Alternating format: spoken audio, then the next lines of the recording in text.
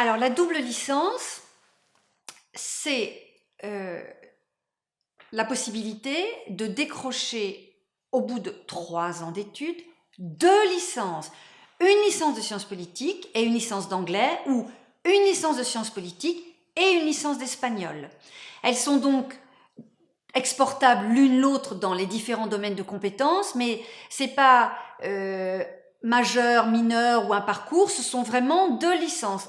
Et pour preuve, un étudiant qui est en double et qui décide à un moment, parce qu'il a trop de travail ou que ça ne lui correspond plus, il peut de plein droit retourner en licence de sciences politiques ou en licence d'anglais ou en licence d'espagnol, puisqu'il a fait les fondamentaux de la licence. Donc, quand on fait une double licence, on va avoir tous les fondamentaux de la licence de langue, tous les fondamentaux de la licence de sciences politiques. On aura ensuite les blocs de LV2, de LV3, etc., etc., et d'ouverture. Mais fondamentalement, là où les autres ont des fondamentaux et puis des complémentaires, là, on aura 2 blocs de fondamentaux.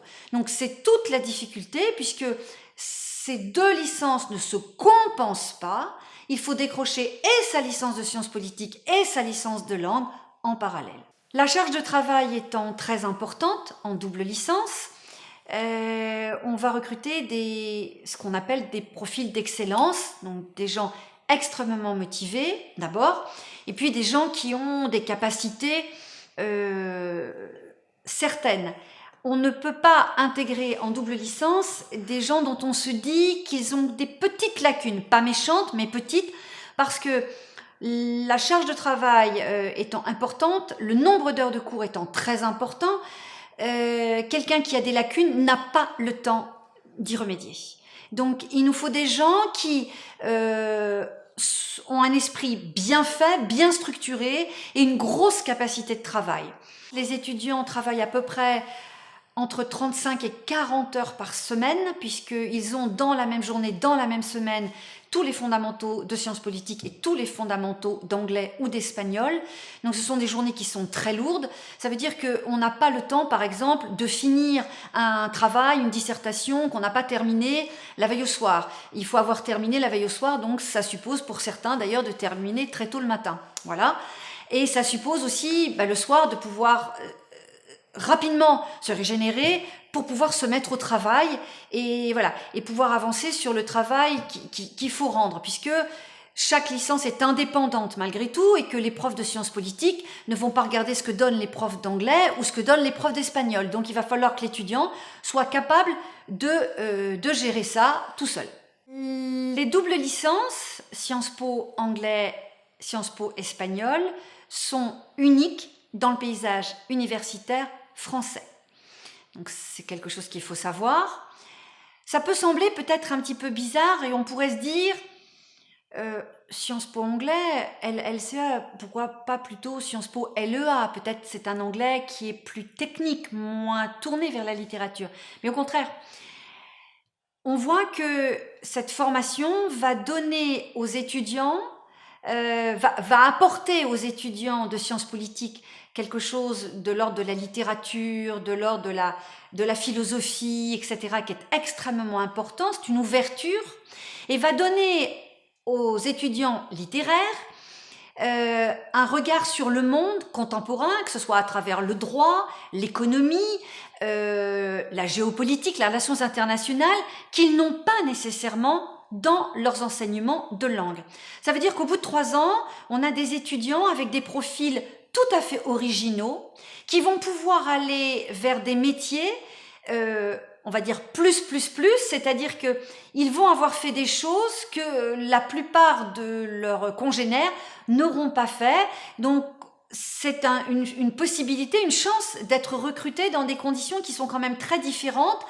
On voit maintenant que aussi les étiquettes, les diplômes sont très très cadrés, donc pour tel diplôme, tel métier, tel parcours.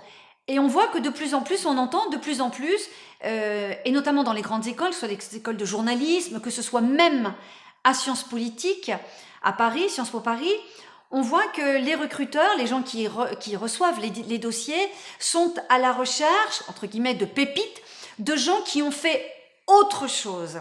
Et les gens de la double, de ce point de vue-là, se positionnent de façon absolument parfaite. Les étudiants se sont dispersés, alors de façon un peu... voilà, alors certains sont partis à l'étranger, exactement comme le font les étudiants d'anglais. Le gros de la troupe a quand même intégré des IEP. On a une étudiante qui a réussi à intégrer Sciences Po Paris, c'était la majeure de promo, mais tous les autres étudiants sont partis vers des masters de sciences politiques. Alors, des masters très divers et variés, il y en a qui sont dans l'environnement, il y en a qui sont partis vers tout ce qui est affaires publiques ou affaires politiques, mais voilà, ils ont réussi sans aucun souci à intégrer des masters, pour la plupart d'ailleurs dans des universités parisiennes. L'entrée sur le marché des masters me semble d'autant plus facilitée pour les étudiants de la double licence qu'ils ont eu une formation extrêmement riche en termes de méthodologie, puisqu'ils sont passés entre les fourches codines de tout ce qui est notes de synthèse, rapport écrit, autoscopie, puisque pendant toute leur licence, les étudiants ont des interrogations orales, qu'on appelle autoscopie, que l'on filme avec un retour bien évidemment sur la prestation de l'étudiant, qui permet aussi à l'étudiant de maîtriser la rhétorique, quelque chose d'extrêmement important, mais aussi son langage corporel, la façon dont il s'adresse aux gens. Enfin, on travaille aussi sur comment on transmet un message. Et on voit que ce sont des étudiants, évidemment, qui sont beaucoup plus sûrs d'eux que d'autres, tout bêtement.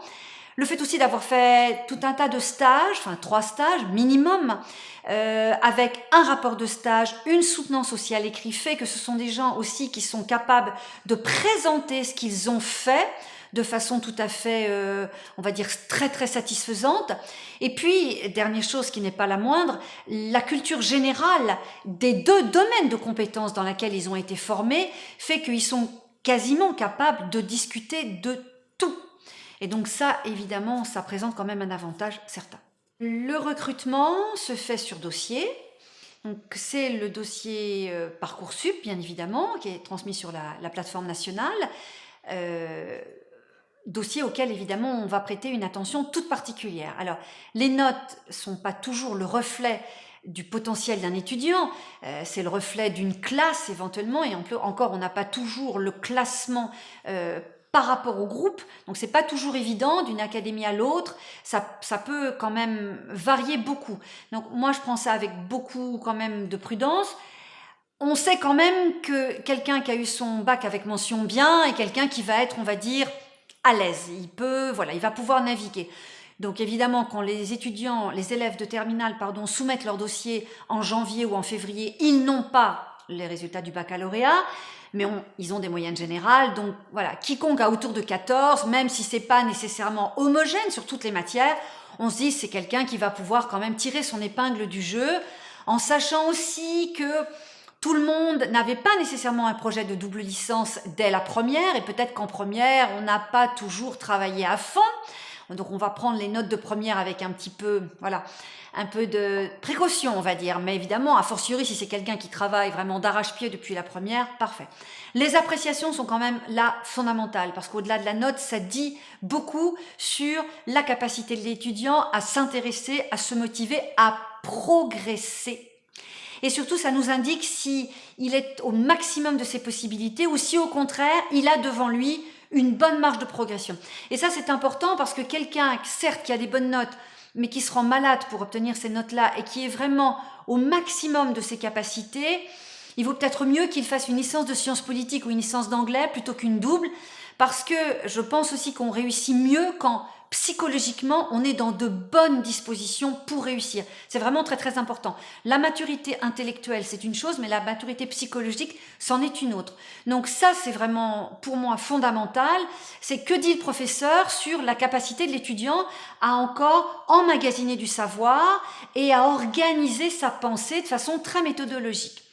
L'entretien va nous confirmer, bien sûr, la capacité de raisonnement, l'originalité du candidat, son intérêt pour cette double licence, et ça aussi, ça fait la différence.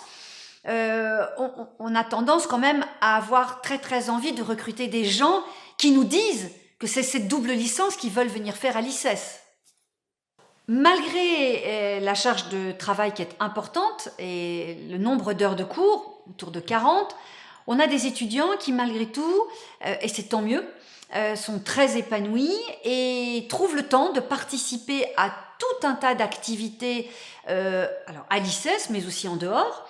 On a un étudiant en double espagnol qui est pompier, voilà, tout bêtement. On a 2 ou 3 étudiants qui sont des sportifs d'un haut niveau et une qui fait un instrument au conservatoire. Enfin, on a des étudiants donc qui trouvent le temps, ou qui prennent le temps en tout cas, de s'organiser, de participer à une vie étudiante d'ailleurs à laquelle ils sont extrêmement attachés. Vraiment. Bon, j'en veux pour exemple, par exemple, la participation à Politeia. J'ai appris la semaine dernière qu'il y avait aussi un think tank auquel beaucoup participaient, un double deuxième année.